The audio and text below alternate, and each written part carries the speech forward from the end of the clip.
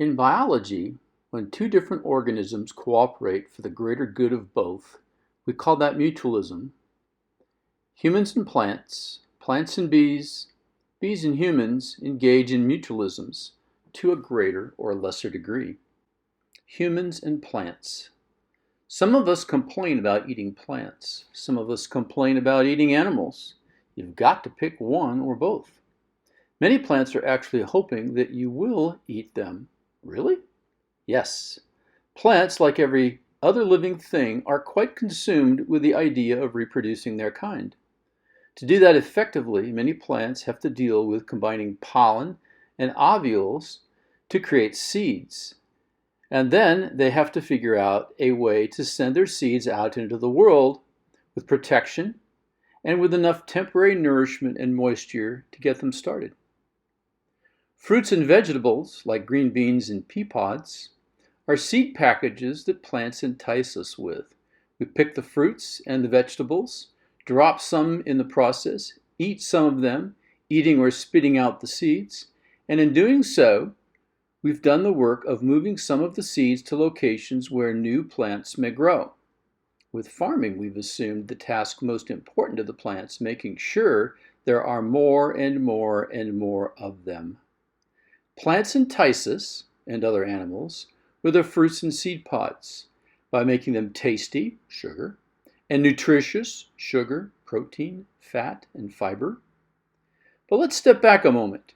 Without the pollen and the ovule coming together, there is no seed, no fruit, no seed pod, no food. Combining pollen and ovules is called pollination. We humans could pollinate plants, but we could also move gravel one piece at a time. That's why we need pollinators, many of whom are bees, including honeybees. Plants and bees. Plants, especially flowering plants, use a similar attraction trick to lure bees to their flowers, similar to how they use fruits and other seed pods on animals like us, that is. Flowers make nectar, tasty and aromatic, to attract bees. Bees have to negotiate past the pollen-bearing structures of the plant to get the nectar, and in doing so, bring the pollen to the ovules. Bingo, seeds. The flower nectar is the basic ingredient in the honey that honeybees make. Different flowers, different nectars, different tasting honey. Bees make honey for themselves. Honey is a carbohydrate, an essential nutrient for living things. Just as plants make more than enough seeds to reproduce their kind, they make more than enough pollen. The bees take and consume some of that pollen as another essential nutrient, protein.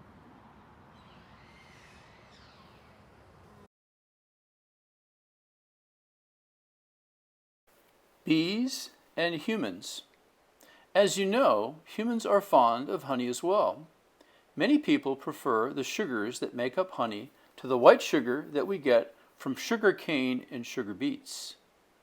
Humans most directly involved with honeybees call themselves beekeepers or apiarists.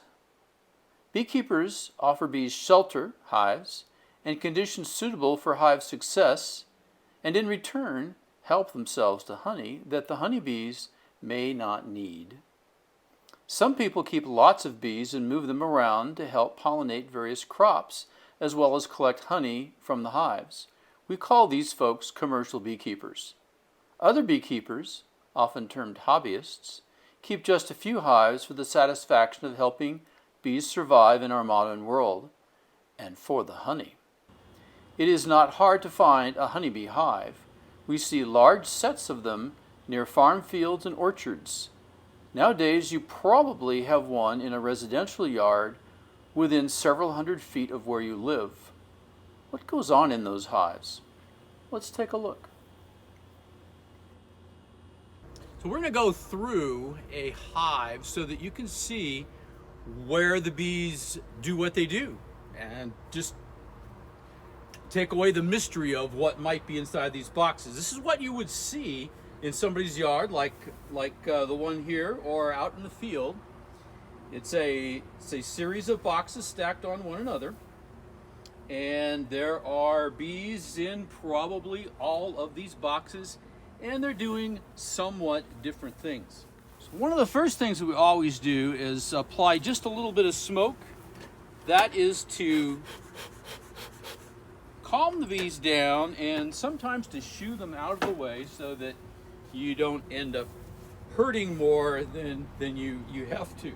It's very difficult not to squish a couple of these as you go through, but we don't want to squish very many. Sometimes they become offended when you do that.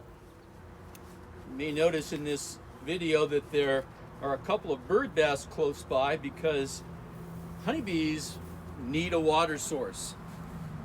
And if you're going to keep honeybees in anywhere, you need to make sure that water is somewhat close by to them. So what I'm going to do is I'm going to take this stack of boxes apart just a bit.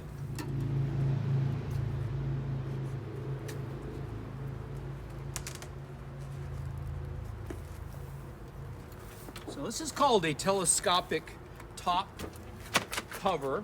It slides down over, and this is an inside cover, and there's a little hole in the top here that the bees can actually come in and out here, and they can come in and out down below. And when this lid is on there, it's pushed out just enough so that they can get in there.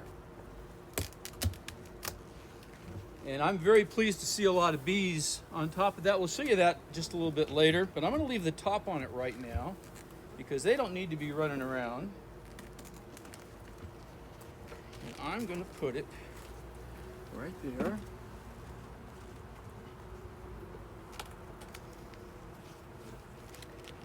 These top ones are where we hope the honey will be, and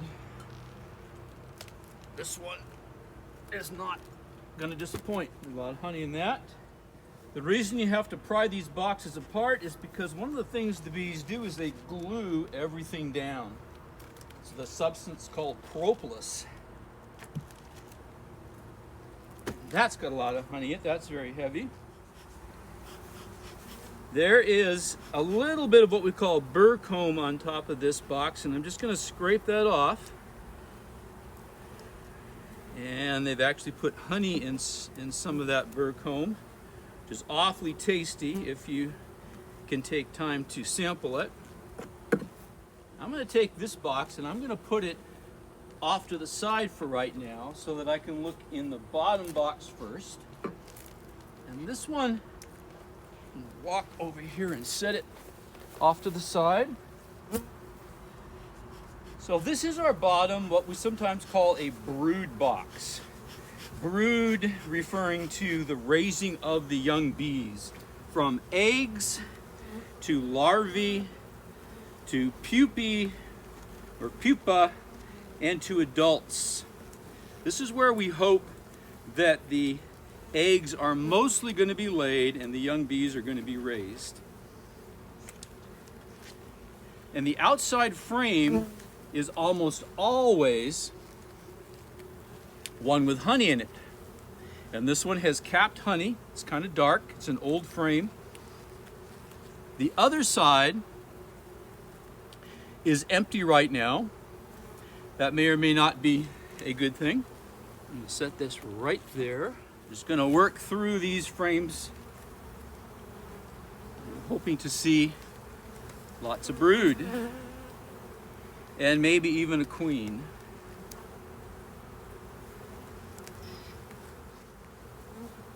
I don't know if you can get close enough there to see a drone. There's a drone bee right there. Most all of the rest of these are workers, but that's a drone. And I don't know, you try to get close again. This one right here, if you can see how fuzzy it is, that is a new bee. New bees, when they emerge, are very fuzzy. This is a frame with what's called capped brood. When the queen bee lays an egg, it's an egg for about 3 days, and then it hatches, and you get this little larvae, and After 10 days, that little larvae has grown because the bees have fed it royal jelly. And what they do is they cap over the cell, and that's what these caps are. And then 13 days later, so 23 days out, a new bee will emerge out. And the camera can get it, but you can see some white larvae in there. They have not been capped over yet. And down here, you can see some cells that actually have drones in them, but they project out a little bit and they create drone bees, male bees.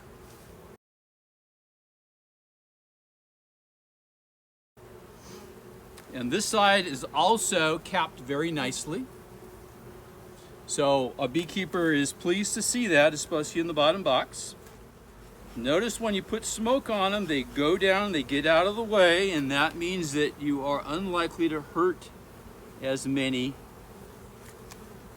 of them.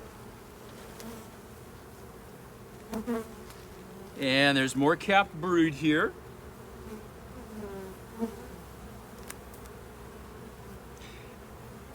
And right here is the queen. So there is the queen bee. She's got a little red mark on her. That's put on her so that she's a little easier to find. She's got a very long abdomen. And she is wandering around laying eggs.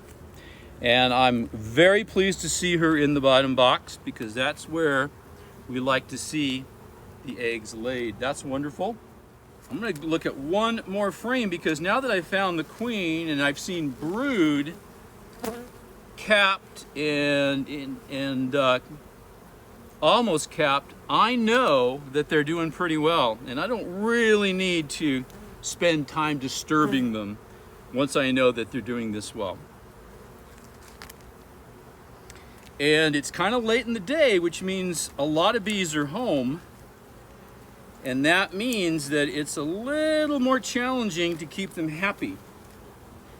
You may or may not have noticed that I flinched just a tiny bit early on because one of the things that happens to beekeepers, it's not an every time occurrence, but occasionally you do get stung.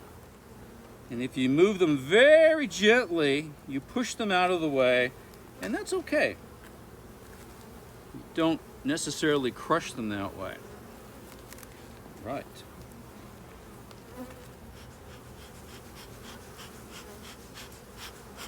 Look at just a couple frames on this one. New foundation was put into this one some time ago. New foundation means it looks like this. So the bees haven't done what we call drawing out of the comb. You can see a tiny bit of waxwork here where they're drawing it out. They're building it out that way, and you can see a little bit more on that side. They're building it out, and in the next frame it's even more. Let me put this one down. What we're going to see is if we move toward the middle, we're going to see more comb drawn out. So here's comb drawn out. You can see nothing here and more over here, and they've actually filled these cells with honey and capped them. So this isn't capped brood, this is capped honey.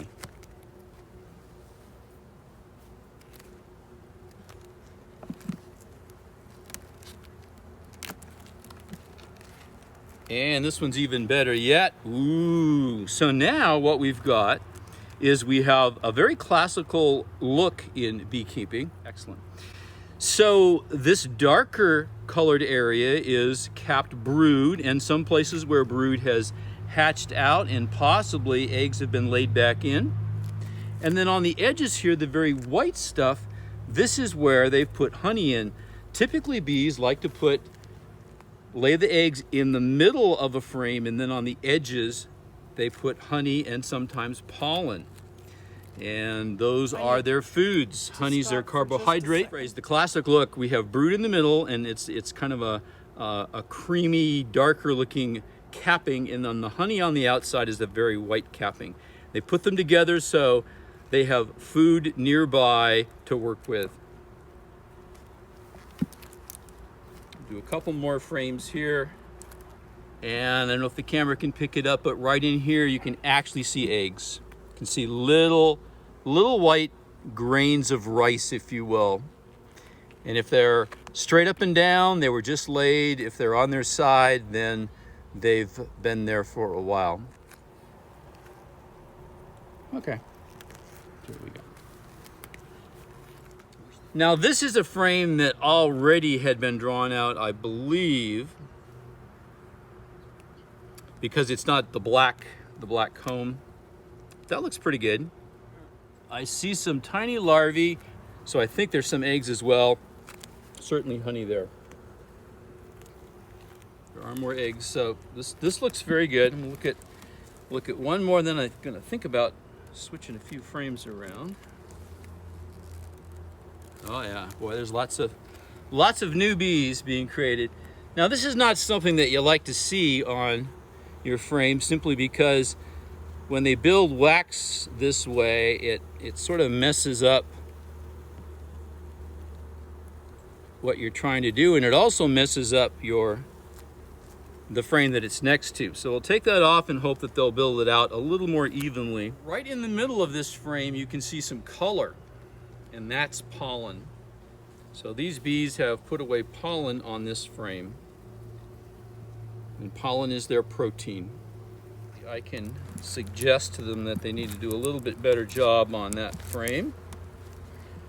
When you're keeping bees, you can't tell them what to do, you can only suggest. A very important idea in modern beekeeping, which began in the 1800s, I'll say, is the spacing of these frames. A man in Philadelphia named Reverend Langstroth discovered that if you keep a space that's between 6 and 9 millimeters, or 1/4 to 3/8 of an inch, that the bees won't just fill it in with wax or that sticky stuff called propolis. It's called the bee space, and it's allowed us to work bees with frames like this that you can take out and you can actually reuse. And put this on top.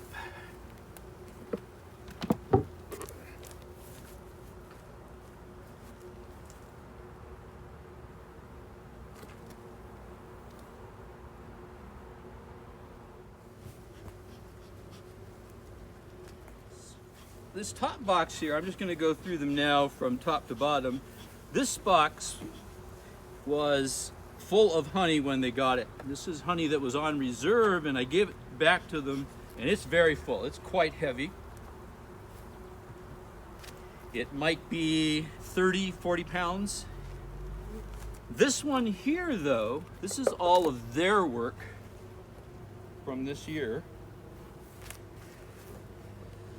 And let me show you what their work looks like. This is a frame. It's not where it needs to be yet, but they have filled most of these cells with honey, and they are starting to cap it. So they're starting to put a wax cover on it, and when they do that, that's a statement that says this is done. Because when they first put it away, it may still have too much water in it. And honey has to have a very low level of water, something like less than 18%. Same thing with this frame. And even better yet, this next one, I can see it as I look down on it. This one is getting very close to being fully capped. And this side is even better. This is nearly a full frame of honey, and before the month is out, I'm expecting that all the frames in this box will look like the one that I just pulled out. These top boxes are called honey supers. They're called, some people will call them medium honey supers because they're kind of the middle sized. You could have honey supers that were frames that were this size, but then you have to be very strong to lift them. Very heavy. This could go 50 to 70 pounds full of honey. And this one here, probably more like 40 or 50 pounds at max. So some beekeepers don't want to lift a lot. They get smaller boxes in that case. All right. this guy on top. So this one was just placed on a few days ago. This will be the next box that they start to store honey in, I guess. When I put this lid on, I make sure that it's pushed all the way forward so they have that space there to get in and out of. Pollinators. A final word on pollinators. There are lots of pollinators. Not all of them are bees. Not all of them are honeybees. Honeybees receive a lot of attention because they can be kept and moved around by humans in very large numbers. Bees rarely sting humans unless the human provokes them. Stepping on a bee with a bare foot is provocation. This video was produced as an Inland Empire Beekeepers Association educational project in support of the 4-H Military Partnership, whose summer camp this year is a virtual investigation. Food doesn't grow in the supermarkets.